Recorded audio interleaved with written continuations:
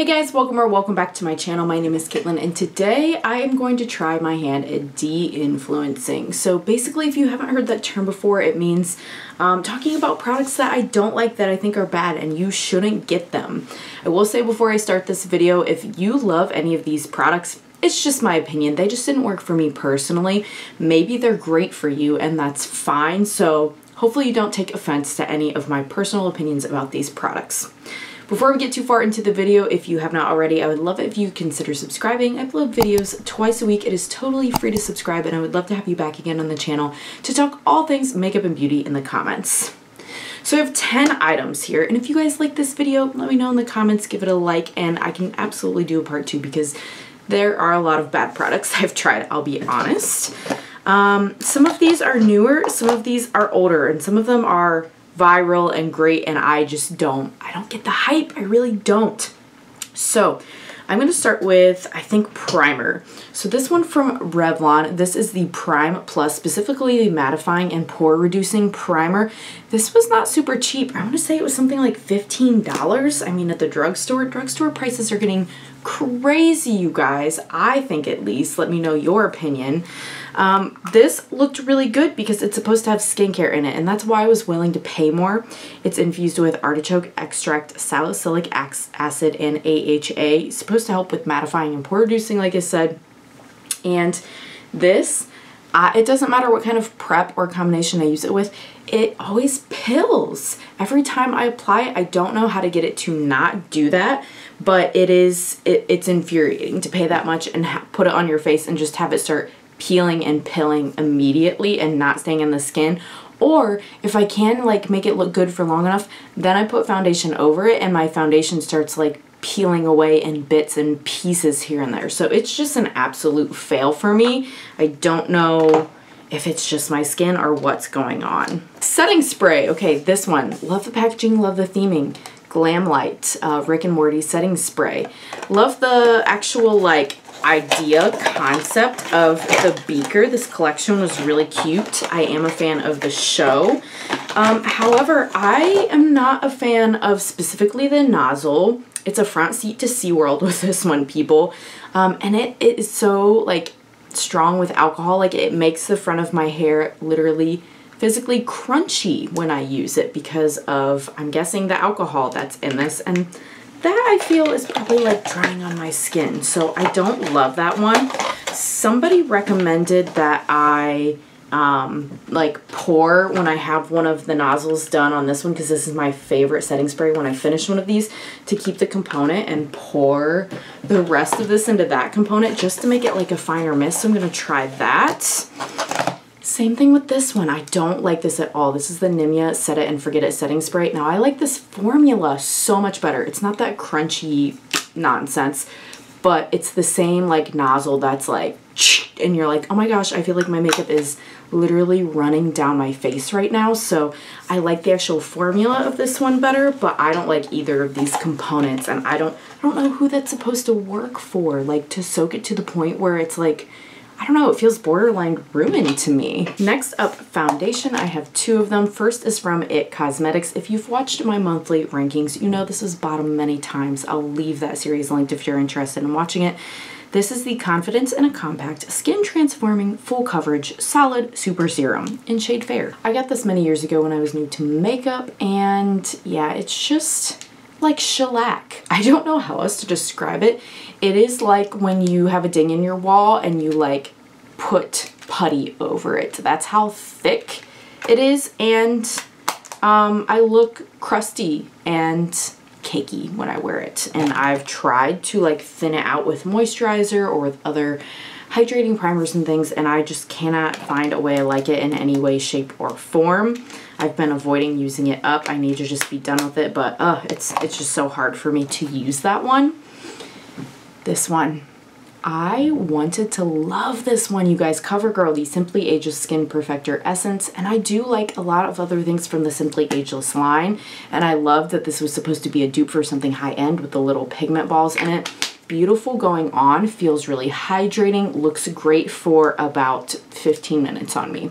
Then it starts to pick up on every dry patch I never knew I had on my face.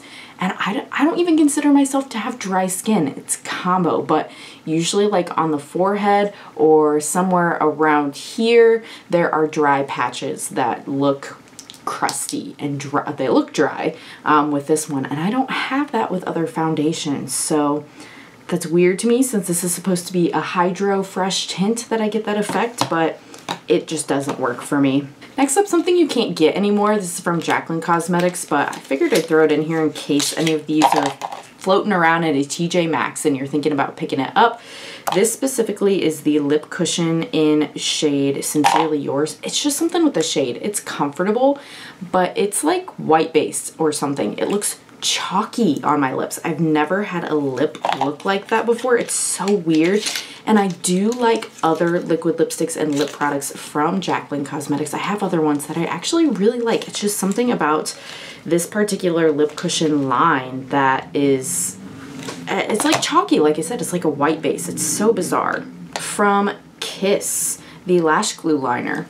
Long story short, the pigmentation is great. It looks great as a black liquid liner. There's like no adhesive. The lash does not stick. It does not stay. So the fact that it is advertised as a lash glue liner, it's a little false advertising to me. It lifts constantly. It doesn't stick. So I love Kiss lashes, but that product was a no for me. I'm wearing this one actually today, and it's doing okay today. It hasn't been like a ton of hours I've been wearing my makeup. This is the Essence Lash Princess False Lash Effect Mascara, the green one. And I know a lot of you guys actually love this mascara. For me personally, the issue is that it tends to transfer up here pretty quickly. I feel like it's lasting longer today than normal. I don't know what that's about. I'm not really sure why it's not transferring today, because it does almost every day, but I'm still trying to make myself use up all of the products in this video, because at the end of the day, I purchased them with my money and I don't want to waste my money, but I'm trying to save you yours and your struggles to feel like you have to use up products that aren't good. A lot of people love this one. It's just something with me. I don't know what that makes it transfer. Okay, and oldie, I don't think they even make this anymore, the NYX Holographic Halo Finishing Powder. I think this is one of my first ever fail products when I got into makeup more. As a highlighter, I love this, but the fact that they marketed this as a finishing powder, it looks ghost white on my hand there, right? But when I put it on the hand here, hopefully you can see, it is holographic. In what world do I want, and it's not actually holographic. They used to call stuff holographic all the time, you guys know, and it was absolutely not even kind of holographic. It's iridescent at best, at best. Now we're getting into true holographic makeup for the first time ever in makeup history, which I love. This is not holographic, but this iridescent finishing powder, like come on, who is gonna set their whole face with this bluey, purple, pinky? Like, who's gonna do that? No, that's just a no. It makes no sense at all. Yeah, love it as a highlighter though. So that I don't hate as a product. I just put it in here because you advertised it as a finishing powder. I don't like it when products don't work for what they're advertised to work for. And number 10, the final product that I feel like is a fail, and I just selected this one, but I could have selected probably several. Any sort of gloopy gloppy gloss, any at all. This one is from ColourPop, and their Luxe Gloss formula I do not like at all. I love their lip oils, but the glosses are gloopy gloppy, you know, the kind where you put it on, it's so thick that when you open your mouth, there's strings separating your lips. Disgusting. I mean, did you hear that? Look, you could see, hold on, I gotta do it again to show you, like, listen and look. You see the string? Just when I pull out the wand, this little string hanging right here, like that's a gloopy, gloppy. Yeah, I like how this gloss looks, but I have to use it so sparingly, such a small amount so that it does not get disgusting. I hate that texture.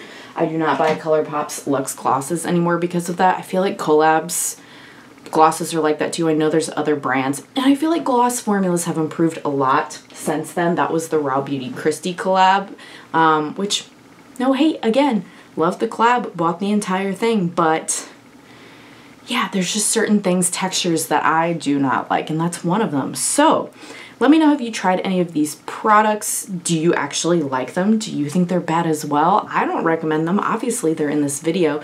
And let me know maybe what are the things that you've tried that you were like disappointed by, or you think they're just plain bad products that you're like, literally, who is this for? How could anyone use this? That's all, guys. Thanks so much if you made it to the end of the video, and I hope to see you again on the next one. Bye!